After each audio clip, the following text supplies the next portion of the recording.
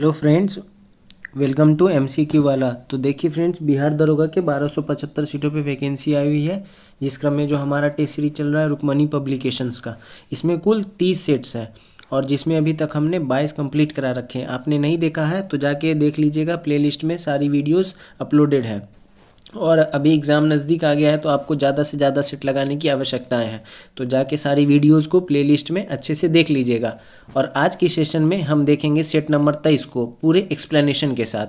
तो चलिए आज की सेशन को स्टार्ट करते हैं। और हाँ, वीडियो के अंत तक बने रहिएगा क्योंकि करंट अफेयर्स के क्वेश्चंस लास्ट में रहते हैं, तो वीडियो के अंत तक बने रहना बहुत ही ज़रूरी है। और अभी तक आप चैनल से नहीं जुड़े हैं तो चैनल को सब्सक्राइब कर लीजिए, बेल आइकन को प्रेस कर लीजिए और चैनल से जुड़ जाइए। तो चलिए स्टार्ट करते हैं आज की सेशन को। आज की सेशन सेट नंबर 23 का पहला क्वेश्चन है, अंतर्राज्यीय परिषद का निर्माण स्रोत है। तो इसका निर्माण स्रोत क्या है? तो ये संवैधानिक प्रावधान है। ऑप्शन ए राइट आंसर हो जाएगा। आर्टिकल 263 जो है, इसके अंदर केंद्र और राज्यों के बीच जो संबंध स्थापित करने के लिए राष्ट्रपति एक अंतर्राज्यीय परिषद की स्थापना कर सकते हैं, तो इसको ध्यान में रखना है। और 28 मई 1990 को ये राष्ट्रपति के आदेश पर पहली बार अंतर्राज्यीय परिषद की स्थापना की गई थी, तो इसको ध्यान में रखेंगे। इसकी अध्यक्षता कौन करते हैं? तो अंतर्राज्यीय परिषद की अध्यक्षता जो हो जाएंगे वो पीएम करते हैं, यानी प्रधानमंत्री करते हैं, तो इस बात को ध्यान में रखना है। क्वेश्चन नंबर 2, महासागर में डूबी हुई वस्तुओं की स्थिति जानने के लिए निम्नलिखित में से किस यंत्र का प्रयोग किया जाता है? तो ये किस यंत्र का प्रयोग किया जाता है? तो ये किया जाता है सोनार का। Option D. सोनार का फुल फॉर्म क्या होता है? तो SONAR। इसकी फुल फॉर्म क्या होती है? इसकी फुल फॉर्म होती है साउंड नेविगेशन एंड रेंजिंग। इसको भी ध्यान में रखेंगे। क्या किया जाता है कि सोनार में जो होता है, इसमें फेदोमीटर को सेट कर दिया जाता है जो प्रतिध्वनि विधि द्वारा गहराई को ज्ञात करता है और पता लगाता है कि कोई वस्तु कितनी डूबी हुई है। क्वेश्चन नंबर 3, निम्नलिखित में से किसका सही सुमेलन नहीं है? तो सही सुमेलन जो है वो किसका नहीं है? ये हो जाएगा सही आंसर तृणभक्षी गौण उपभोक्ता। ये गलत है। ये क्या होता है? तृणभक्षी जो होता है ये हर्बीवोरस को कहते हैं, तो इसको ध्यान में रखना है। जो पेड़ पौधे खाते हैं जैसे गाय बकरी, ये सब तृणभक्षी में आते हैं। अब है क्वेश्चन नंबर 4, सौर ऊर्जा की सबसे महत्वपूर्ण भूमिका है। तो इसका जो महत्वपूर्ण भूमिका है वो किस में है? ये कार्बन चक्र में। Option A is the right answer. Question number 5, Tulbul परियोजना का संबंध है। तो तुलबुल परियोजना जो है ये किस नदी पे है? तो ये जो है ये झेलम नदी पे है तुलबुल परियोजना। Option C. और ये झेलम जो है ये कहाँ पे है? तो ये भारत और पाकिस्तान दोनों देशों में बहती है, इसको भी ध्यान में रखना है। और व्यास नदी पे कौन सी परियोजना है? तो इस पे व्यास परियोजना है। जिससे लाभान्वित राज्य कौन कौन सा है? तो राजस्थान हो जाएगा, पंजाब हो जाएगा, हरियाणा हो जाएगा और हिमाचल हो जाएगा। रावी नदी पे कौन सी परियोजना है? तो रंजीत सागर बांध परियोजना है, इसको ध्यान में रखेंगे। और इससे लाभान्वित राज्य जो है वो पंजाब है। सतलज नदी पे कौन सी परियोजना है? तो एक बहुत ही प्रसिद्ध है भाखरा नांगल परियोजना। और इससे लाभान्वित राज्य जो है वो पंजाब, हरियाणा, राजस्थान, हिमाचल प्रदेश सभी हो जाएगा। जो झेलम से, जो व्यास से हैं वही सतलज से भी लाभान्वित है, तो इसको ध्यान में रखना। ये सब इंपॉर्टेंट फैक्ट्स हैं, तो इसको नोट करते चलिएगा और अच्छे से ध्यान से नोट करिएगा। अब देखते हैं क्वेश्चन नंबर 6, निम्नलिखित लवणों में से सागरीय जल की लवणता में किसका अधिकतम योगदान है? तो किसका अधिकतम योगदान होता है? ये सोडियम क्लोराइड का होता है, यानी नमक का, NaCl। इसको ध्यान में रखेंगे। और सागरीय जल में कठोरता का कारण क्या होता है? तो उसमें कैल्शियम और मैग्नीशियम के लवण का होना होता है, कठोरता का कारण। इसको ध्यान में रखना है। 7 नंबर है, निम्नलिखित में से कौन सा देशांतर प्रधान याम्योत्तर के साथ मिलकर ग्लोब पर वृहत वृत्त का निर्माण करता है? तो ये कौन सा हो जाएगा? ये 180 डिग्री हो जाएगा। Option D. ये सब स्टैटिक ज्योग्राफी का क्वेश्चन है, तो इसको नोट करके याद कर लेंगे। समझ गए? चलिए अब देखते हैं 8 नंबर, पश्चिम की ओर यात्रा करने वाले एक जहाज के कैप्टन ने 90 डिग्री पूर्वी देशांतर पर स्थानीय समय 10 घंटे सोमवार लिखी। यदि उसके जहाज की गति वही है जो पृथ्वी की घूर्णन की है, तो अंतर्राष्ट्रीय तिथि रेखा पर वह निम्नलिखित में से किस स्थानीय समय और दिन को प्राप्त करेगा? तो ये क्या हो जाएगा? ये 4 सोमवार। Option A is the right answer. और हमारा जो अंतर्राष्ट्रीय समय रेखा है यानी ग्रीनविच वो कितना डिग्री है, वो 0 डिग्री। और भारत का पूछे तो कितना हो जाएगा, 82.5 डिग्री ईस्ट, जो कि इलाहाबाद के नैनी से गुजरती है। और हम ग्रीनविच से कितना आगे हैं, 5.5 घंटे आगे हैं, इसको ध्यान में रखना है। क्वेश्चन नंबर 9, सिनकोना की छाल से प्राप्त औषधि को मलेरिया के उपचार के लिए प्रयुक्त किया जाता है। जिस कृत्रिम औषधि ने इस प्राकृतिक उत्पाद को प्रतिस्थापित किया है वह है, तो वो कौन सी दवा है जो इसको इसके जगह यूज किया जाता है, तो वो है chloroquine. Option B is the right answer. इसका उपयोग अब मलेरिया के उपचार में किया जाता है।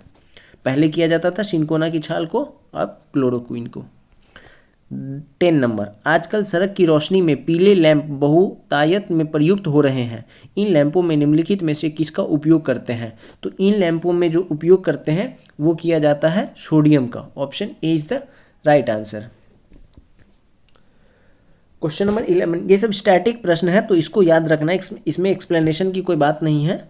तो अब आजकल सड़क में रोशनी में लैंप में किसका प्रयोग करते हैं, सोडियम का, इसको याद रखना है, बस सिंपल है। क्वेश्चन नंबर 11, वृक्ष की आयु वर्षों से निर्धारित की जाती है तो किससे निर्धारित किया जाता है, तो वो इसमें वार्षिक वलयों की संख्या से, इसमें जो ऐसे रिंग हो जाते हैं इससे इसकी आयु का पता लगाते हैं, तो इसको ध्यान में रखना है। 12, कृत्रिम उपग्रह में विद्युत ऊर्जा का स्रोत क्या होता है, तो ये विद्युत ऊर्जा का जो स्रोत होता है वो सौर सेल होता है। Option B is the right answer. कुछ प्रमुख ऊर्जा रूपांतरण यंत्र हैं, इसको ध्यान में रखेंगे, जैसे कि विद्युत मोटर, ये क्या करता है, विद्युत ऊर्जा को यांत्रिक ऊर्जा में परिवर्तन करता है। जनरेटर क्या करता है, ये यांत्रिक ऊर्जा को विद्युत ऊर्जा में बदलता है। लाउड स्पीकर क्या करता है, हम उसमें विद्युत देते हैं, उसके बाद उससे ध्वनि निकलता है, यानी विद्युत ऊर्जा को ध्वनि ऊर्जा में। माइक्रोफोन क्या करता है, तो माइक्रोफोन ध्वनि ऊर्जा को विद्युत ऊर्जा में बदलता है। तो इन सब बातों को नोट कर लेना है। 13, बुद्ध की मृत्यु के पश्चात प्रथम बौद्ध समिति की अध्यक्षता की गई थी, तो ये किसके द्वारा किया गया था, तो ये महाकश्यप के द्वारा किया गया था। और ये किसके शासनकाल में हुआ था प्रथम बौद्ध समिति, तो ये अजातशत्रु के शासनकाल में 483 BC में हुआ था। इसको ध्यान में रखेंगे, कहाँ पे हुआ था, राजगीर में हुआ था, जिसकी अध्यक्षता महाकश्यप के द्वारा किया गया था। क्वेश्चन नंबर 14, भारत में अंग्रेजों के समय प्रथम जनगणना हुई थी तो कब हुई थी, तो ये जो हुआ था ये लॉर्ड मेयो के कार्यकाल में हुआ था 1872 में। इसको ध्यान में रखेंगे। पूछे नियमित रूप से कब हुआ था, यानी जो 10-10 साल के अंतराल पे होता है, तो वो लॉर्ड रिपन के काल से स्टार्ट हुआ था 1881 से। और भारतीय जनगणना में जो 1921 का वर्ष है उसे जनसंख्या की दृष्टि से महाविभाजक वर्ष के रूप में माना जाता है, इसको भी याद रखना है। क्वेश्चन नंबर 15, दलित वर्गों का संघ स्थापित किया गया था, किसके द्वारा किया गया था, तो ये डॉक्टर BR अम्बेडकर के द्वारा किया गया था। Option A is the right answer. Doctor BR Ambedkar को दलितों का सबसे बड़ा नेता माना जाता है, और महार सत्याग्रह जो है ये डॉक्टर BR अम्बेडकर से ही संबंधित है, तो इसको ध्यान में रखेंगे। बाबू जगजीवन राम कौन थे, तो ये जो थे सबसे लंबे अवधि तक भारत के केंद्रीय मंत्री हैं थे, इसको भी ध्यान में रखेंगे। और महात्मा ज्योतिबा फुले, तो इनके द्वारा एक समाज की स्थापना किया गया था, सत्य शोधक समाज 1873 में। और गुलामगिरी पुस्तक जो है वो भी महात्मा ज्योतिबा फुले की है, तो इसको भी नोट कर लेंगे। 16, सर थॉमस मुनरो भू राजस्व बंदोबस्त से संबंध है, तो थॉमस रो का संबंध किससे है, तो ये रैयतवारी व्यवस्था से हो जाएगा। ऑप्शन सी, ये जो था मद्रास, बम्बई और असम के क्षेत्र में लागू था, इसको भी ध्यान में रखेंगे। अस्थाई बंदोबस्त जो है ये कहाँ पे लागू था, बंगाल, बिहार और उड़ीसा के क्षेत्र में लागू था, इसको भी ध्यान में रखेंगे। और महालवारी कहाँ पे हो जाएगा, तो ये हो जाएगा उत्तर प्रदेश, मध्य प्रांत और पंजाब में। ये किसके द्वारा चालू किया गया था, हॉल्ट मैकेंजी के द्वारा किया गया था। अस्थाई बंदोबस्त, तो ये कॉर्नवालिस हो जाएगा। 17, निम्नलिखित में से किस बादशाह के अंतर्गत मुगल सेना में सर्वाधिक हिंदू सेनापति थे, तो ये किसके समय में थे, तो ये औरंगजेब के समय में थे। सर्वाधिक हिंदू सेनापति औरंगजेब के समय में थे।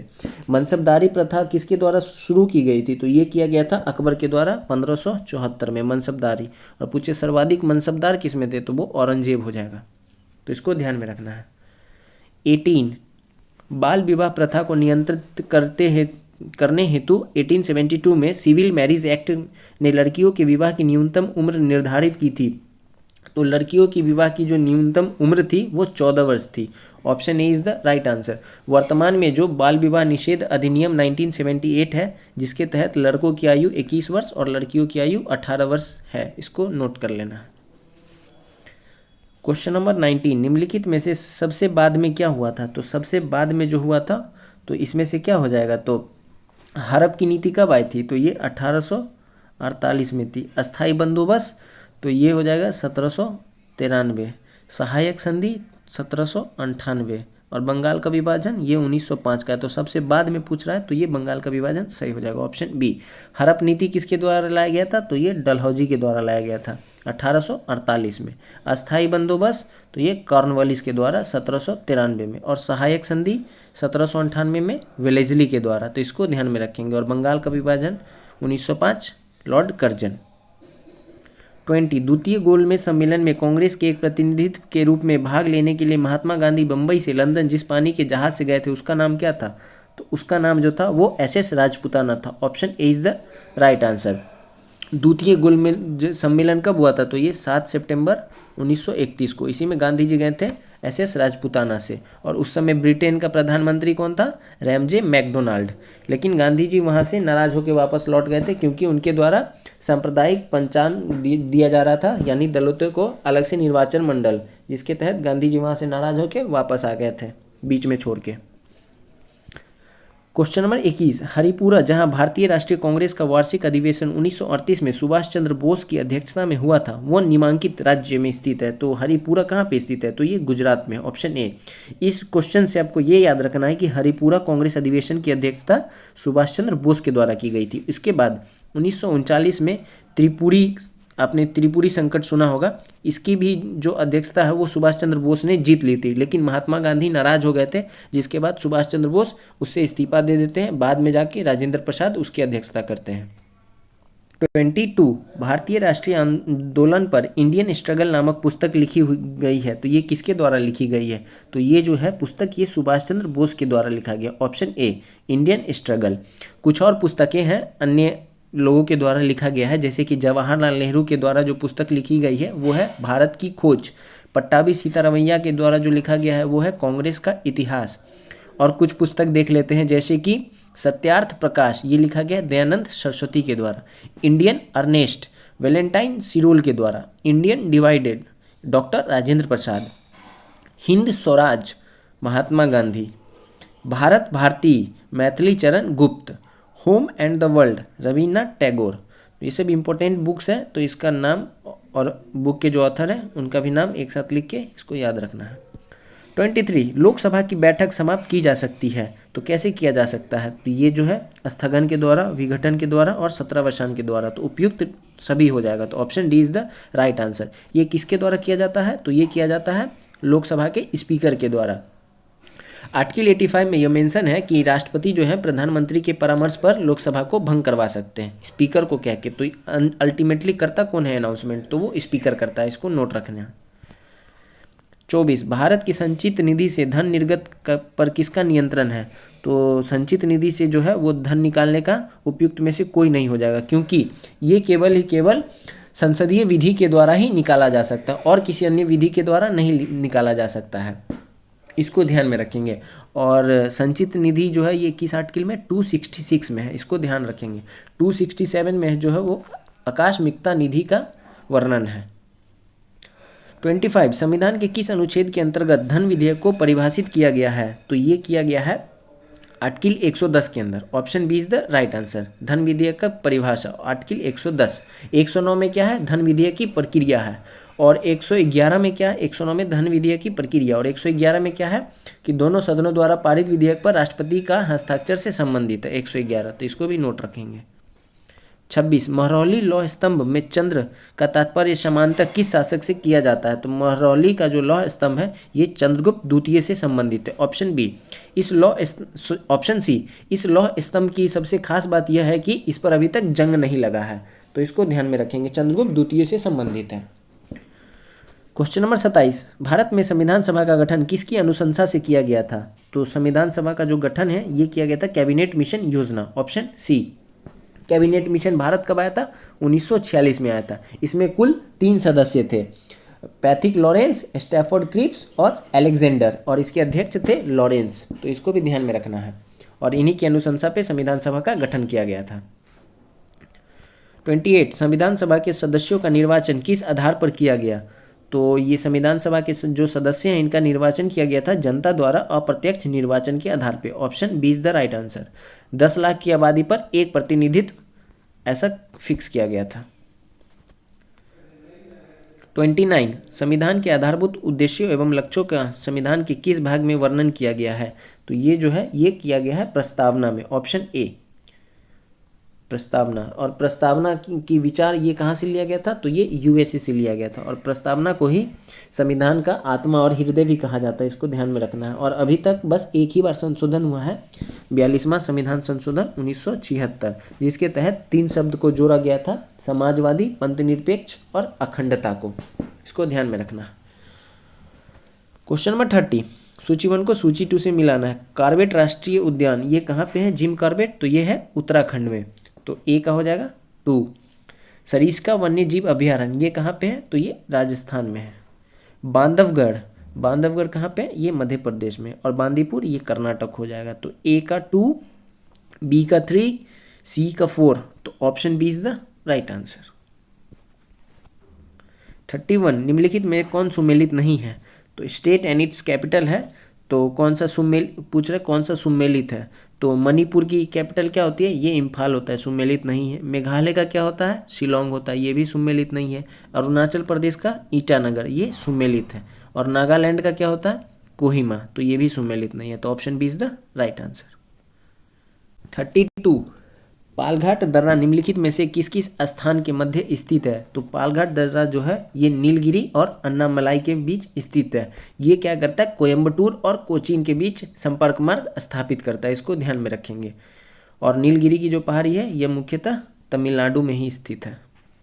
33 निम्नलिखित नदियों में कौन सी नदी डेल्टा नहीं बनाती है? तो ये ताप्ती नदी जो हो जाएगा ये डेल्टा नहीं बनाती, ये एस्चुरी का निर्माण करती है और अरब सागर में गिरती है, तो इसको याद रखेंगे। बाकी महानदी, गोदावरी और गंगा डेल्टा का निर्माण करती है। और सबसे बड़ा डेल्टा कौन है? तो वो सुंदरबन का डेल्टा है। 34 जोजिला दर्रा किस राज्य केंद्र शासित प्रदेश में स्थित है? तो जोजिला कहाँ पे स्थित है? तो ये लद्दाख में स्थित है। Option C is the right answer. और ये क्या करता है? श्रीनगर से लेह को जोड़ता है, इसको ध्यान में रखेंगे। और इस दर्रे का जो निर्माण है वो सिंधु नदी के द्वारा किया गया है। जम्मू कश्मीर में कुछ दर्रे हैं जैसे कि बुर्जील, बनिहाल, इसको नोट करना है। हिमाचल प्रदेश का क्या हो जाएगा? सिपकिला, रोहतांग और बारालाचा। सिक्किम का कौन हो जाएगा? नाथुला, जेलेपला, इसको ध्यान रखना है। 35 भारत के दक्षिणी पठार का उच्चतम बिंदु स्थित है, तो ये कहाँ पे स्थित है? ये Annamalai. Option D is the right answer. Annamalai पहाड़ी में है। और सबसे ऊंची चोटी कौन है? ये अन्नाईमुडी है जो 2695 मीटर की है। 36 भारत की राष्ट्रीय आय का अनुमापन करने वाला अभिकरण कौन सा है? तो ये किसके द्वारा किया जाता है? तो ये एनएसओ के द्वारा किया जाता है। Option C is the right answer. Previous बहुत सारे सेट में ये क्वेश्चन आ चुका है, तो इसको ध्यान में रखेंगे। और योजना आयोग की स्थापना कब की गई थी? तो 15 मार्च 1950 को। और इसी को अब नीति आयोग कहते हैं, तो इसको ध्यान में रखना है। 1 जनवरी 2015 से ये योजना आयोग नीति आयोग बन चुका है। और आरबीआई की स्थापना कब हुई थी? तो ये 1 अप्रैल 1935 को हुई थी, इसको भी नोट कर लेना है। 37 विश्व बैंक की उदार ऋण प्रदान करने वाली खिड़की किसे कहा जाता है? तो उदार ऋण प्रदान करने वाली जो खिड़की है ये कहा जाता है अंतर्राष्ट्रीय विकास संघ IDA को। इसका गठन 1960 में किया गया था, इसको ध्यान में रखना है। और इसका मुख्यालय कहाँ पे? ये भी वाशिंगटन DC में है। 38 निम्नलिखित किस राज्य में पुरुष हॉकी विश्व कप 2023 का आयोजन किया जाएगा? तो ये आयोजन हो चुका है। कहाँ पे हुआ है? ओडिशा में। Option C. यहीं पे बिरसा मुंडा हॉकी स्टेडियम जो है वो दुनिया का सबसे बड़ा हॉकी स्टेडियम है, इसको भी नोट कर लेंगे। 39 निम्नलिखित में से किस किस्म के कोयले में कार्बन की मात्रा अधिकतम पाई जाती है? तो सबसे अच्छा जो होता है वो एंथ्रासाइट होता है, इसी में कार्बन की मात्रा सबसे अच्छी पाई जाती है। कोयला का 4 किस्म होता है, एंथ्रासाइट, उसके बाद होता है लिग्नाइट, उसके बाद होता है बिटुमिनस, उसके बाद होता है पीट। सबसे कम जो कार्बन की मात्रा होती है वो पीट में पाई जाती है, तो इसको ध्यान में रखेंगे। क्वेश्चन नंबर 40 इनमें से कौन सी बीमारी विषाणु जनित है? तो विषाणु जनित कौन सी बीमारी हो जाएगी? तो ये हो जाएगी हेपेटाइटिस। Option D. इसका लक्षण क्या है? पेशाब, आंख और त्वचा का पीला हो जाना। और इसमें क्या प्रभावित होता है? तो इसमें यकृत प्रभावित हो जाता है, तो इसको नोट रखना है। 41 नागासाकी पर गिराए गए बम में किसका प्रयोग किया गया था? तो इस बम में जो था ये प्लूटोनियम का प्रयोग किया गया था, PU-239 का। ये कब हुआ था? ये नागासाकी पे बम गिराया गया था, ये 9 अगस्त 1945 को गिराया गया था अमेरिका के द्वारा। और इसका नाम क्या रखा गया था कोड वर्ड? तो ये फैटमैन था। पहला बम जो था अमेरिका के द्वारा वो 6 अगस्त को गिराया गया था। कहाँ पे? हिरोशिमा में। उसका नाम क्या रखा गया था? Little boy. और उस बम में यूरेनियम 235 का उपयोग किया गया था। तो इन बातों को नोट रखना है। 42 निम्नलिखित में से कौन सा भौतिक परिवर्तन है? तो भौतिक परिवर्तन कौन सा हो जाएगा? तो ये हो जाएगा पानी का जमना। इसको क्या कर सकते हैं? बर्फ बना सकते हैं और फिर से पानी बना सकते हैं। लेकिन लोहे का जंग लगना, कोयले का जलना और दही का खट्टा, ये सब क्या है? ये सब केमिकल रिएक्शन है। तो इसको याद रखना है, दोनों में अंतर। 43 इनमें से सबसे अच्छा उष्मा चालक कौन सा है? तो सबसे अच्छा उष्मा चालक जो होता है वो चांदी होता है। लेकिन चांदी महंगी आती है, इसलिए हम घर में इसका उपयोग नहीं कर सकते हैं। तो इसलिए हम तांबे आर का उपयोग करते हैं। क्वेश्चन नंबर 44 विश्व रेडियो दिवस कब मनाया जाता है? तो विश्व रेडियो दिवस जो है ये मनाया जाता है 13 फरवरी को। Option A is the right answer. और कुछ दिवस देख लेते हैं फरवरी में, जैसे कि 13 फरवरी को और क्या मनाया जाता है? इस दिन राष्ट्रीय महिला दिवस भी मनाया जाता है। 2 फरवरी को इस दिन विश्व आर्द्र भूमि दिवस मनाया जाता है। 4 फरवरी को कैंसर दिवस मनाया जाता है। तो इन सबको याद रखना है। 45 दूध से दही बनाने वाले जीवाणु का क्या नाम है? तो दूध से दही कैसे बनता है? तो ये बनता है bacterium lactici acidi. Option A is the right answer. 46 DNA का संश्लेषण किस वैज्ञानिक ने प्रतिपादित किया था? तो डीएनए का जो संश्लेषण है ये किया गया था कार्नबर्ग के द्वारा। Option C is the right answer. और डीएनए क्या होता है? तो ये प्रोटीन संश्लेषण को भी नियंत्रित करता है, इसको भी ध्यान में रखेंगे। और इसकी इकाई जो होती है वो जीन होती है। और पूछे कि जो डबल हेलिक्स मॉडल है डीएनए का ये किसके द्वारा दिया गया था? तो ये वाटसन एवं क्रिक के द्वारा दिया गया था। क्वेश्चन नंबर 47 मीराबाई चानू का संबंध किस खेल से है? तो इनका जो संबंध है मीराबाई चानू का ये भारोत्तोलन तोलन से है। और इन्होंने ओलंपिक 2020 में जो है पहला मेडल जीता था भारत के लिए और रजत पदक जीता था 49 किलो कैटेगरी में। ये भी याद रखेंगे, यहाँ से भी क्वेश्चन पूछ देता है कि किस कैटेगरी की है ये। 48 विटामिन सी का रासायनिक नाम क्या है? तो विटामिन सी का जो रासायनिक नाम है वो है ascorbic acid. Option A. Vitamin C की कमी से क्या होता है? तो स्कर्वी होता है, जिसमें मसूड़े वगैरह फूल जाती है। तो इसको ध्यान में रखेंगे। और इसका मुख्य स्रोतक जो है वो नींबू, संतरा, खट्टे फलें, ये सब है। 49 दूध उदाहरण है, किसका उदाहरण है दूध? तो दूध जो उदाहरण है वो इमल्शन का है। Option C is the right answer. दूध क्या है? दूध एक पायस क्लोराइड है और रक्त क्या है? सोल क्लोराइड है। तो इन दोनों में डिफरेंस याद रखना है। 50 ए और बी के कार्य को 28 दिन में पूरा कर सकते हैं, बी और सी उसी कार्य को 35 दिन में कर सकते हैं, सी और ए 42 दिन में कर सकते हैं। काम को अकेला पूरा करने में सी को कितना दिन समय लगेगा? बहुत आसान क्वेश्चन है। ए प्लस बी का एक साथ 28 दिन, बी सी का कितना हो जाएगा? 35 दिन, और सी ए का कितना है? 42 दिन। तीनों का एलसीएम लेंगे, टोटल वर्क आएगा। तीनों का एलसीएम लेंगे तो कितना आएगा? ये आएगा। तीनों का एलसीएम लेंगे तो जैसे हम 1 2 1 3 है, ये ए प्लस बी है, बी प्लस सी है, सी प्लस ए है। तीनों का एलसीएम लेंगे तो ये आपको आएगा 420। और इफ़िशियंसी आएगी पहले की 15, दूसरे की 12, तीसरे की 10, यानी ये दोनों मिल के कर रहे हैं तो अभी इतनी इफ़िशियंसी है। सभी को जोड़ देंगे तो कितना हो जाएगा? ये मतलब इसमें क्या करना है ना कि एक की वैल्यू निकाल लेनी है। तो 3 चीज़ दिया हुआ, एक की वैल्यू निकाल लेनी है। आपको सिंप्लीफिकेशन आता ही होगा, बस उसी पे इसको पुट कर देना है। तो यहाँ से आपको जो सी की वैल्यू आएगी कि सी अकेले कितने दिन में काम करेगा, यानी सी की इफिशियंसी पता चल जाएगी और टोटल वर्क को उससे डिवाइड कर देना। तो जो सही आंसर आएगा वो 120 आएगा। Option B is the right answer. 51 Bharat के संदर्भ में मिश्रित कृषि का अर्थ है, तो ये किससे है? तो ये है कृषि के साथ साथ पशुपालन भी करना। Option D. क्या होता है कि कुल जो बोई गई भूमि है उस पर 20% कम से कम चारागाह के लिए अगर उगाते हैं तो इसको मिश्रित खेती कह सकते हैं। 52 एनकेपी शाल्वे ट्रॉफी किस खेल से संबंधित है? तो इसका जो संबंध है वो क्रिकेट से है। Option B. 53 प्रतिवर्ष 12% पर 3 साल के लिए किसी धनराशि पर साधारण ब्याज 6750 है। वार्षिक रूप से संयोजित करने पर उसी अवधि के लिए सामान्य दर पर समान राशि पर चक्रवृद्धि ब्याज क्या होगा? तो ब्याज का फॉर्मूला होता है PRT/100 और कंपाउंड इंटरेस्ट का फॉर्मूला होता है p इंटू 1+r/100⁻n-1। बस इन दोनों को बना लेना है, आपका आंसर आ जाएगा। और मैं इसका सही आंसर बता देता हूँ, option B is the right answer, 7592.40। इसको सॉल्व करेंगे, मैथ के क्वेश्चन है, नहीं बने आपसे तो आप हमें बताइएगा, मैं इसका आपको पिन कर दूंगा कमेंट बॉक्स में। 54, एक टेबल के दो पायों की लंबाई का अनुपात 5:7 है। यदि उनके बीच का अंतर 18 है तो बड़े पाया की लंबाई कितनी होगी। कितना इजी सा क्वेश्चन है। तो 5x और 7x है और दोनों का डिफरेंस कितना दिया हुआ है 18, यानी 2 यूनिट का डिफरेंस 18, 1 यूनिट का 9, तो बड़ा पाया कितना हो जाएगा 9×7=63। Option B is the right answer. 55, निकट दृष्टि दोष के संबंध में कौन सा कथन गलत है। तो उपयुक्त में से कोई नहीं हो जाएगा।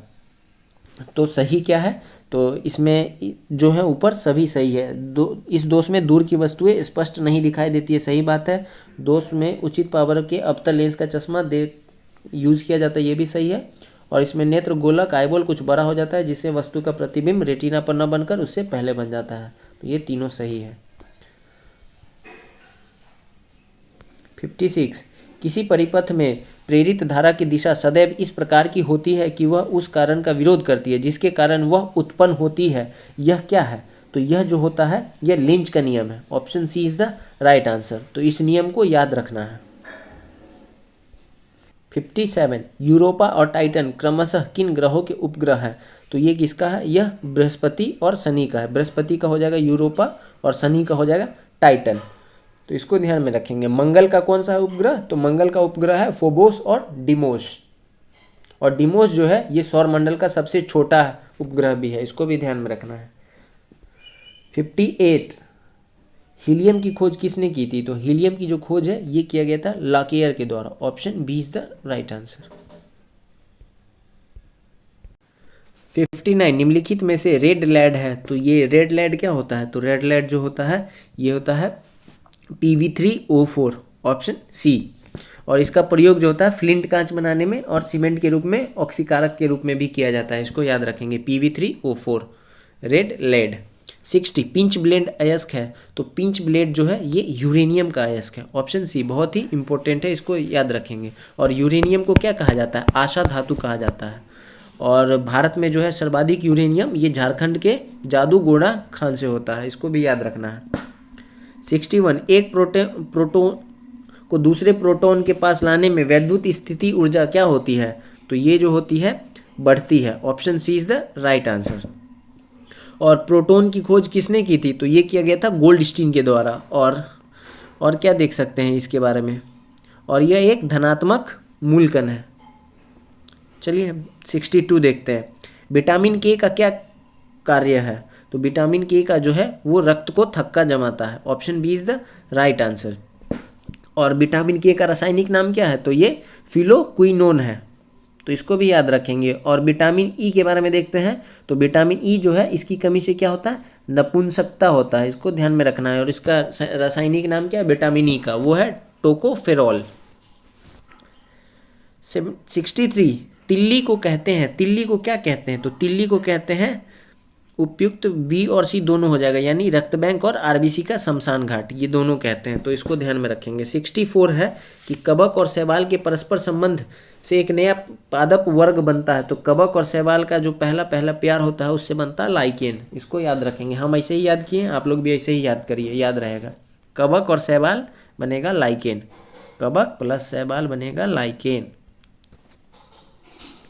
65, रग्बी फुटबॉल किस देश का राष्ट्रीय खेल है। तो रग्बी फुटबॉल जो है ये हो जाएगा स्कॉटलैंड का राष्ट्रीय खेल है। इसमें कुल 15 प्लेयर होता है एक टीम में, तो इसको नोट रखना है। 66, बम्बू नृत्य निम्नलिखित में से किसका आदिवासी नृत्य है। किनका आदिवासी नृत्य है बम्बू नृत्य। तो ये जो है ये कुकी एवं नागाओं के द्वारा किया जाता है। Option A. 67, विश्व मानवाधिकार दिवस किस दिन मनाया जाता है। तो ये मनाया जाता है 10 सितंबर को। Option C is the right answer. 24 अक्टूबर को क्या मनाया जाता है, संयुक्त राष्ट्र दिवस मनाया जाता है। और 1 दिसंबर को क्या मनाया जाता है, एड्स दिवस मनाया जाता है, विश्व एड्स दिवस। और 27 सितंबर को पूछ ले तो विश्व पर्यटन दिवस।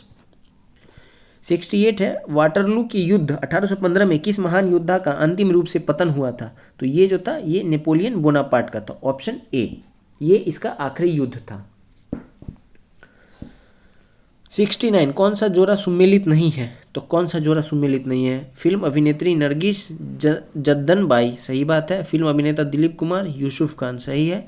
Ward of Avon, William Shakespeare, ये भी सही है। गरीब नवाज जैन अल आबिदीन, ये नहीं है। ये कौन होते हैं? गरीब नवाज किसको बोला जाता है? ये ख्वाजा मोइनुद्दीन चिश्ती को जाना जाता है गरीब नवाज के नाम से, तो इसको ध्यान रखना है। 70 निम्नलिखित में से कौन सी भरतनाट्यम की प्रसिद्ध नृत्यांगना नहीं है? तो ये कौन सी हो जाएगा? ये हो जाएगी झारवी बहनें, नयना, सुवर्णा, रंजना और दर्शना, ऑप्शन डी। ये कहाँ का है? तो ये मणिपुर का है। ये भरतनाट्यम का नहीं, भरतनाट्यम कहाँ का नृत्य है? तो ये तमिलनाडु का है, शास्त्रीय नृत्य है। 71 निम्नलिखित में से कौन सी एल्युमिनियम कंपनी नहीं है? तो एल्युमिनियम कंपनी जो है वो नेल्को नहीं हो जाएगा। नेल्को क्या है? तो नेल्को जो है ये इलेक्ट्रॉनिक सामान का उत्पादन करती है। ये है, एक है NELCO और एक है NALCO। इसका है the national radio and electronics company, तो यही है यहाँ पे ये नेल्को। और ये नाल्को है, इसका क्या है? National aluminium company limited. तो दोनों में अंतर है, याद रखेंगे। बाकी हिंडल्को, नाल्को और बाल्को ये सब एल्युमिनियम बनाती है। 72 निम्नलिखित में से कौन सा राज्य द्विसदनात्मक है? तो किस राज्य में 2 सदन है, यानी विधानसभा और विधानमंडल? तो ये महाराष्ट्र में हो जाएगा। वर्तमान में 6 राज्य में द्विसदन है। महाराष्ट्र हो गया, कर्नाटक हो गया, उसके बाद बिहार हो गया, बंगाल हो गया, आंध्र प्रदेश, बिहार हो गया, यूपी हो गया, बंगाल नहीं है, यूपी है, और आंध्र प्रदेश हो गया, तेलंगाना हो गया। तो कुल 6 राज्य में है, बिहार, यूपी, महाराष्ट्र, कर्नाटक, आंध्र प्रदेश, तेलंगाना, याद रखेंगे इसको। 73 महात्मा बुद्ध ने पाटलिपुत्र के विनाश के कारणों की भविष्यवाणी की थी, उसमें सम्मिलित था। तो उसमें क्या सम्मिलित था? तो उनके द्वारा ये कहा गया था कि बाढ़, आंतरिक कलहन और अग्नि, उपयुक्त में से सभी, इनके कारण इन्होंने भविष्यवाणी की थी कि इनके कारण पाटलिपुत्र का विनाश हो जाएगा। 74 एक चुनाव में एक उम्मीदवार को कुल वैध वोटों का 80% मिला, कुल वोटों में से 20% अवैध घोषित हो गए, तो वोटों की कुल संख्या 64,000 है। उम्मीदवार के पक्ष में मतदान किए गए वैध वोटों की संख्या कितनी हो जाएगी? तो 80% वोट मिला 64,000 में, तो 80% यानी 80/100, और 20 अवैध घोषित हो गया कुल 100 में, तो ये भी 80/100। इसको सॉल्व करेंगे, सही आंसर आएगा 40,960, यानी option C is the right answer. 75 निम्नलिखित में से कौन सी नदी अरब सागर में गिरती है? तो कौन सी नदी अरब सागर में गिरती है? तो ये हो जाएगा माही नदी, option D is the right answer. बाकी ये सभी बंगाल की खाड़ी में गिरती है, गोदावरी, महानदी और कृष्णा। 76 यानी निम्नलिखित में से खरीफ की फसलें कौन सी है? तो खरीफ की फसलें क्या हो जाएगा? कपास, चावल और मक्का, ये सब खरीफ हो जाएगा। रबी की फसलें कौन हो जाएगी? गेहूं, जौ और चना। और एक होता है जयाद फसल, जो रबी और खरीफ के मध्य उगाया जाता है, जैसे कि खीरा, मूली, तरबूज, खरबूज, ये सब हो गया। 77 है सूची 1 को सूची 2 से मिलाना है कि कौन सा कप किस खेल से संबंधित है। तो डूरंड कप जो है ये फुटबॉल से, सही बात है। डेविस कप लॉन टेनिस, सही बात है। ईरानी कप क्रिकेट, सही बात है। लेडी रतन टाटा ट्रॉफी ये हॉकी, सही बात है। तो 1 2 3 4 option A is the right answer. 78 Limpiyadhura Bharat और किस देश के बीच एक विवादित क्षेत्र है? तो ये भारत और नेपाल के बीच में है। नेपाल बार बार बताता है कि ये उसका क्षेत्र है, इसलिए ये विवादित है। 79 1946 के नौसैनिक विद्रोह के बहादुरों को आत्मसमर्पण के लिए किसने तैयार किया था? तो ये तैयार जो था किसके द्वारा किया गया था? ये जिन्ना और पटेल जी के द्वारा, सरदार वल्लभ भाई पटेल जी के द्वारा किया गया था। ये नौसैनिक विद्रोह क्या है 1946 में? तो ये जो है ये 18 फरवरी 1946 को हुआ था, जिसमें INS तलवार के लगभग 5000 सैनिक ने विद्रोह कर दिया था, तो इसको ध्यान में रखेंगे। 80 नौसैनिक विद्रोह में हिंदू मुस्लिम एकता पर किसकी टिप्पणी थी कि हिंसात्मक कार्यवाही के लिए हिंदू और मुसलमानों का एक होना अपवित्र बात है? तो ये किसका था? तो ये गांधी जी का कथन था। Option D is the right answer. 81 48 metre per hour की गति से चलने वाली एक रेलगाड़ी एक 200 मीटर लंबे प्लेटफॉर्म को 27 सेकंड में पार करती है, तो रेलगाड़ी की लंबाई कितनी होगी? तो ये 48 किलोमीटर पर आवर है, तो इसको मीटर पर सेकंड में बचेंगे 5/18 से। और क्या बोला 200 मीटर लंबी है, तो कुल उसकी लंबाई पूछ रहा है, तो कुल लंबाई कितनी हो जाएगी, ये 200 मीटर लंबी है और क्या बोल रहा है, ये 200 मीटर लंबे प्लेटफॉर्म को पार कर रही है। तो इसमें क्या होता है कि रेलगाड़ी की लंबाई और प्लेटफॉर्म की लंबाई जुड़ जाती है। तो हमारे पास स्पीड दिया हुआ है और डिस्टेंस कितना हो जाएगा, 200 प्लस x हो जाएगा, और टाइम कितना है, ये 27 सेकेंड है। इक्वेशन को सॉल्व करेंगे, आंसर आएगा 160 metre. Option D is the right answer. 82, Bharat विभाजन के समय विभाजन काउंसिल का अध्यक्ष कौन था, तो इस काउंसिल का जो अध्यक्ष था वो लॉर्ड माउंटबेटन था। भारत इसी का मतलब माउंटबेटन योजना को ही हम 3 जून योजना, बाल्कन प्लान, डिकी बर्ड योजना के आदि नामों से भी जानते हैं। 83, निम्न में से किस संशोधन अधिनियम को बंदोबस्त कानून के नाम से भी जाना जाता है, तो ये किसको जाना जाता है, ये संशोधन अधिनियम 1781 को बंदोबस्त यानी एक्ट ऑफ सेटलमेंट के नाम से जाना जाता है। 84, निम्न में से भारत के किस राज्य में चांदी उपलब्ध नहीं है, तो ये जो है भारत के गुजरात राज्य में चांदी उपलब्ध नहीं है, बाकी झारखंड, उड़ीसा और आंध्र प्रदेश से चांदी की प्राप्ति होती है। 85, मनुष्य में प्रतिदिन लगभग कितनी मिलीमीटर पित्त रस स्रावित होता है, तो ये कितना होता है, ये लगभग 600 मिलीलीटर होता है। और ये कहाँ से स्रावित होता है, तो ये जो होता है यकृत से होता है और जाके पित्ताशय में संचित हो जाता है।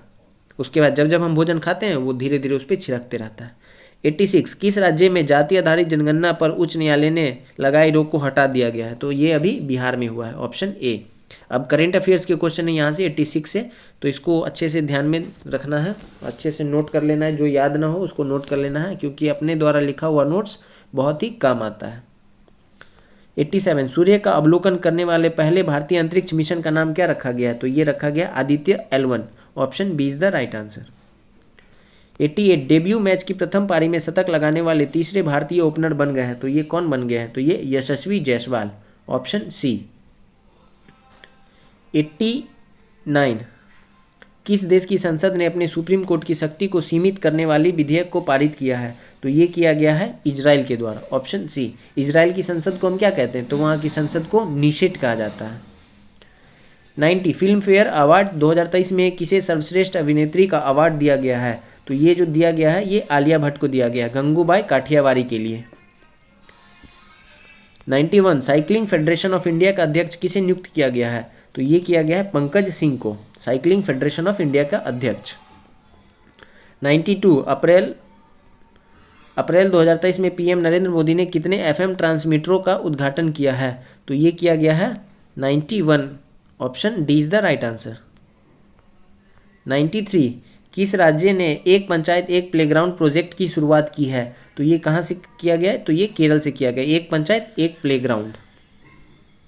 94, 17 अगस्त 2023 को बिना दावे वाली जमा राशि की खोज के लिए UDGM पोर्टल लॉन्च किया गया है, तो ये किसके द्वारा किया गया है, तो ये किया गया है RBI के द्वारा। Option A is the right answer.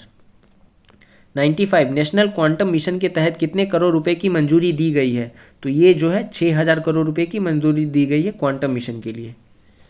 96, दुनिया के सबसे बड़े और शक्तिशाली रॉकेट स्टारशिप की लॉन्चिंग फेल हो गई, इसे किस एजेंसी ने लॉन्च किया था, तो ये जो है ये किया गया था स्पेस एक्स के द्वारा। ये सब बड़ा बड़ा काम यही करता है स्पेस एक्स। 97, किस ऑटोमोबाइल कंपनी ने online retail sale platform wheels on web launch किया है, तो ये किसके द्वारा किया गया, ये टोयोटा के द्वारा किया गया, जिसका आता है फॉर्च्यूनर।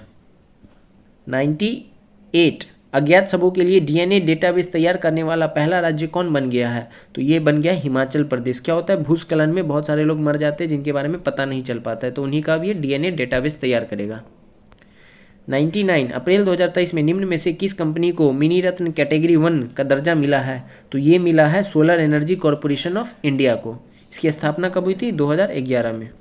इसे मिनी रत्न कैटेगरी 1 का दर्जा मिला है।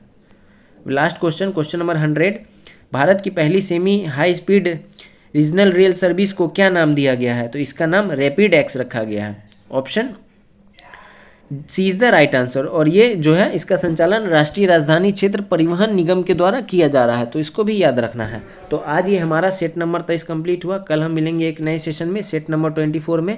तब तक के लिए आप चैनल से नहीं जुड़े हैं तो चैनल को सब्सक्राइब कर लीजिए, चैनल से जुड़ जाइए, क्योंकि हम यहाँ पे पूरा अच्छा एक्सप्लेनेशन के साथ वीडियो को सेट को कंप्लीट करवा रहे हैं। तो सेट लगाना ज़्यादा इंपॉर्टेंट है, उससे ज़्यादा इंपॉर्टेंट है उसकी एक्सप्लेनेशन को जानना, क्योंकि इससे आपके 1-2 क्वेश्चंस और हो जाते हैं। तो चैनल से नहीं जुड़े हैं तो चैनल को सब्सक्राइब कर लीजिए, बेल आइकन को प्रेस कर लीजिए और चैनल से जुड़ जाइए। तो चलिए मिलेंगे कल हम एक नए सेट में, सेट नंबर 24 में। तब तक के लिए थैंक यू, जय हिंद।